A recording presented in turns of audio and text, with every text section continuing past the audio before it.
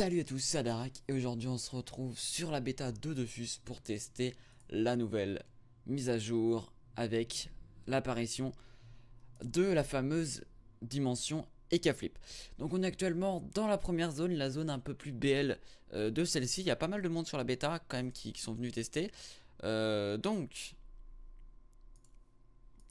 ce qu'on va faire, c'est qu'on va quand même checker un petit peu tout ce qu'il y a.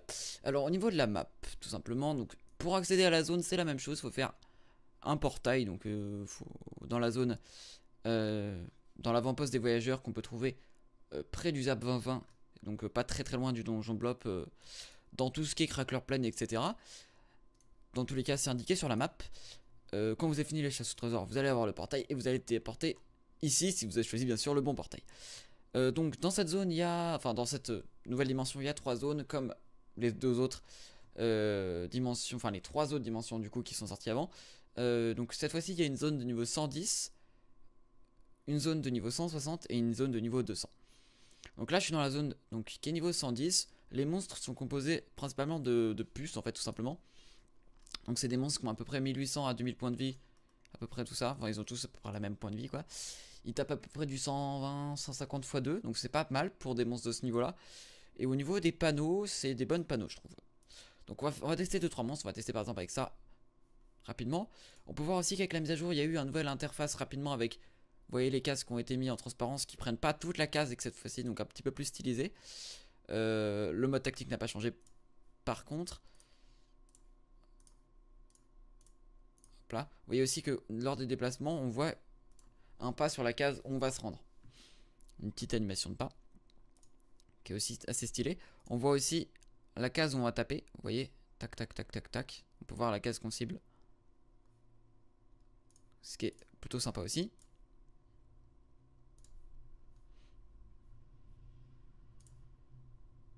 Vous voyez les monstres, attends je vais vous mettre le truc. Vous voyez les monstres ils tapent à peu près du 80. Alors il y en a certains qui ont des trucs, donc ça enlève des PM. Celui-là il peut intercepter les dommages, c'est à dire que si je le tape pendant l'interception des dommages, il va me les renvoyer directement sur moi.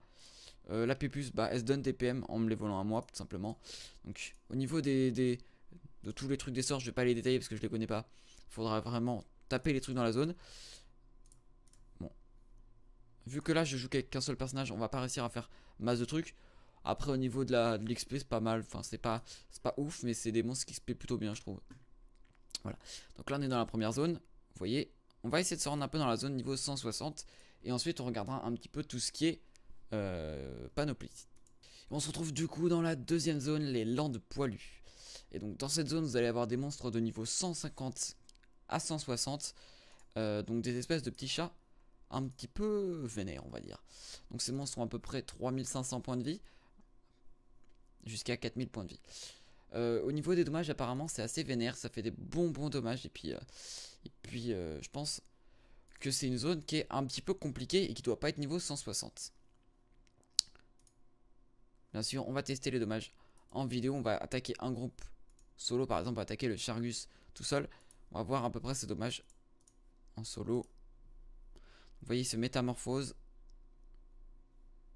et il invoque lui-même un autre Chargus, ok. Vous voyez, ça a l'air un peu vénère.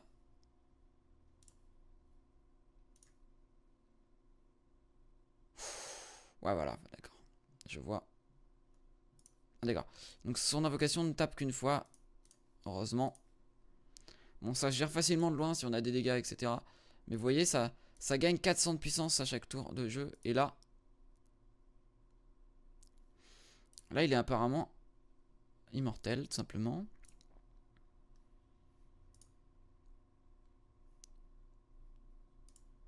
Peut-être que je suis obligé de le taper au corps à corps.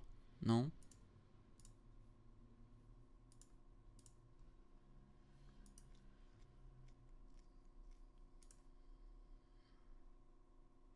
Vous voyez, ils font des dégâts pas mal. Bon, alors j'espère que c'est un bug. C'est possible que ce soit un bug. Hein. Pourquoi je peux pas le taper? Et t'as mamou truc là. Lol.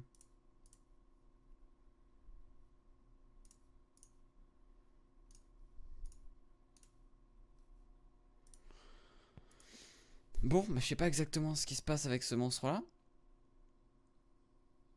Je vous avouerai que... Ah, j'ai l'impression que je peux le taper maintenant, c'est bon. Ça a été délock, j'ai l'impression. Vous voyez que pour un monstre solo, c'est pas... C'est pas hyper facile. Bien sûr, je fais pas de coup critique, malheureusement.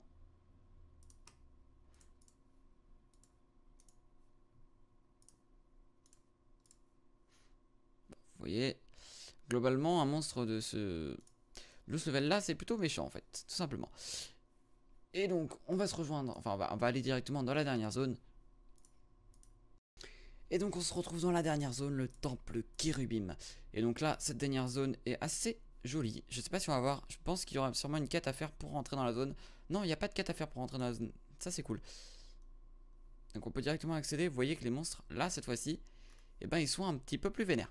Par contre, l'apparence de cette zone là est vraiment jolie, avec toutes les animations qui sont à l'écran et tout ça. Donc cette fois-ci, la zone est un peu plus vénère. Donc des monstres qui ont plus 6000 points de vie. Bien sûr, c'est des monstres de niveau 200, etc. C'est comparable aux autres dimensions. Donc des monstres qui sont vraiment très forts, avec une ribambelle de monstres qui ont beaucoup de points de vie, qui ont pas mal de résistance, contrairement aux autres deux zones. Ensuite, il y a un petit avantage aussi, enfin, on va dire dans la lignée de toutes les dimensions, il y a aussi tout ce qui est... alors, tout ce qui est... On va le retrouver. Tout ce qui est, j'imagine, recherché. Donc là, on a Chazinmo, qui est sûrement le recherché de la première zone, qui est pas très fort, enfin 2100 points de vie. Cependant, je pense qu'il doit y avoir un truc caché à découvrir. On a ensuite Ujgalesh, qui est, à mon avis, le recherché de la deuxième zone, qui là, à mon avis, est un petit peu plus énervé parce que 11 000 points de vie au maximum. Et puis bien sûr le dernier qui doit être ici. Alors je suppose que ça c'est le boss du dernier, Chaleuil. Ça doit être le boss du dernier donjon. Et en fait je pense que Chazimo, en fait il est disponible dans toutes les zones. Et il est de plus en plus fort en fait. J'ai l'impression, regardez. Défi du Chaleuil, il n'y a pas Chazimo, il y a Chazimo. Il n'y a pas Chazimo. Land poilu, il y a Chazimo. Là, il y a Chazimo. Là, il y a Ujgalesh. Donc, et là, le temple de Kérubim, il y a aussi Chazimo, mais qui est moins fort. Donc, je sais pas exactement en quoi ça consiste, ce monstre-là. Je pense que c'est un recherché. On verra bien par la suite.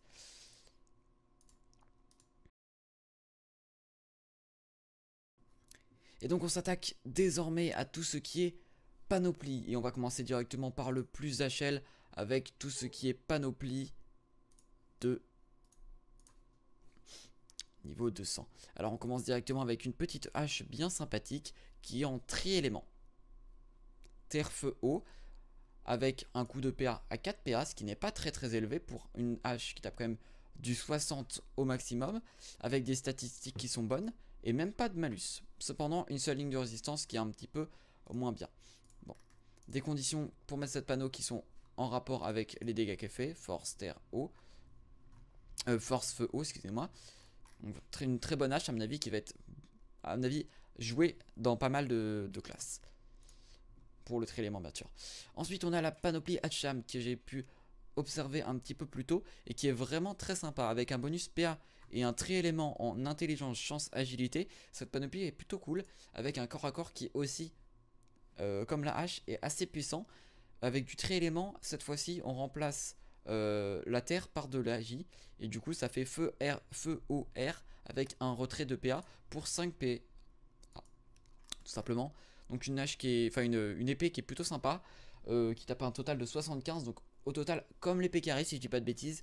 Donc en tri-élément avec une ligne de résistance et pas mal de dommages dans tous les éléments. Cette panoplie elle est plutôt cool parce que regardez au total vous allez avoir, bien sûr,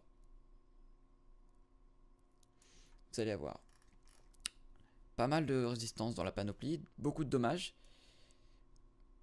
pas mal de statistiques et tout, sauf que malheureusement vous allez avoir le moins 1 PA qui à mon avis est sur un des items, je sais pas sur lequel.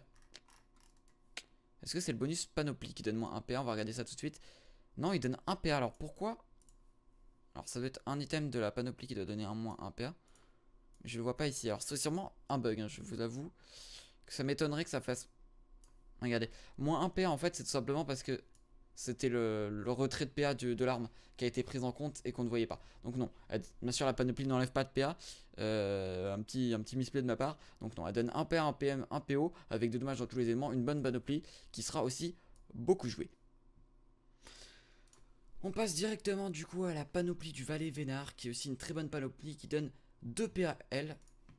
Vous allez voir ça. Avec un bonus PA de panneau et bien sûr une amulette qui donne un PA, ce qui est logique. Une panoplie qui est cette fois-ci full agilité avec pas mal d'agilité avec un total de 270. Un malus cependant, pourcentage de coup critique de moins 10%.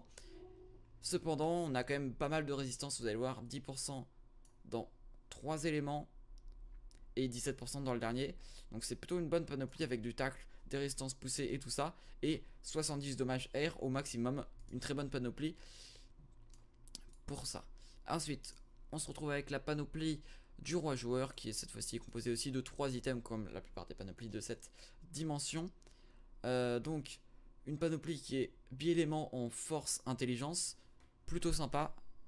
Donc globalement pour cette panoplie on a PAPM portée, 3 de portée quand même, faut quand même le notifier. C'est plutôt assez fort avec des dommages dans neutre, terre, feu, donc assez cool. Et donc pas mal de résistance aussi dans 3 éléments. 2 retraits PM, donc ça peut être intéressant de voir ça sur un personnage retrait PM tel qu'un petit Sadida par exemple, ça peut être une très bonne panoplie. On continue ensuite avec la panoplie d'Amadar, et cette fois-ci c'est une panoplie intelligence et chance, une panoplie qui donne au total 240 dans l'intelligence et chance, qui donne 2 PA, 1 PM, 1 de portée, des dommages dans les 2 éléments, la prospection on s'en fiche un petit peu, je vous avoue que globalement au niveau des résistances on a 20% résistance R qui peut être assez sympathique aussi avec un complément de retrait PM pour par exemple cette fois-ci plutôt des Zénutrophes qui veulent jouer en bi-élément intelligence chance. On continue du coup avec la panoplie Chaleuil qui est composée aussi de 3 items. Cette fois-ci c'est du 4 éléments dans la panoplie. Je sais pas si la Glourse donne 4 éléments, mais cette panoplie donne 4 éléments et c'est plutôt cool pour ceux qui veulent jouer un petit peu dans tous les éléments tels que des Pandawa qui ont tous les éléments, Ekaflip qui ont tous les éléments par exemple. Et donc on a par exemple 150 dans chaque élément, donc c'est pas énorme mais bon c'est toujours sympa.